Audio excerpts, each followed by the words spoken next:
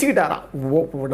நம்ம வந்து அலறி அழுவோம், சத்தம் போட்டு அழுவோம், அழக்கூடாதுன்னு சொல்லிட்டு வச்சுக்கிட்டு அழுதுபடியே புடிச்சுனே வராராம். நிற்குதான் பல்லக்கு. கொஞ்ச நேரத்தில் பல்லக்கை வந்து இப்போ சைகை காமிச்சிட்டாராம், நீங்கள் போங்க போங்கன்னு. அழுதபடியே இருக்கிறாராம், நின்றபடியே இருக்கிறாராம், கண்ணீர் நிற்கலையாம். அப்படியே கொண்டு வந்தாராம், அப்படியே கொண்டு வந்து அப்படியே போக சொல்லிட்டாராம். பல்லக்கை போயிச்சான், சுடுகாடு கிட்ட வருதான். அழுதுகிட்டே வராராம் எம்ஜிஆர். பாருங்கள், சிஎம் நல்லா கவனிங்க.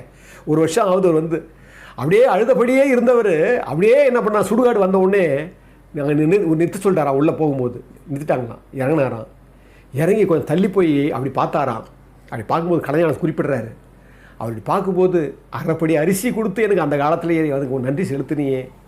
நீ எத்தனை நான் சுடப்பட்டு இருக்கிற போது, நான் சுடப்பட்டு இருக்கும்போது எனக்கு வந்து ஹாஸ்பிட்டலில் அடுத்த படத்துக்கு பணம் கொடுத்தது மட்டும் இல்லை, தனியாக பணம் கொடுத்தது மட்டும் இல்லை, இதெல்லாம் செஞ்சு எப்பேற்பட்ட நட்பு உன் நட்பு அப்படின்னு அவர் வந்து சொல்கிற மாதிரியே இருந்தது.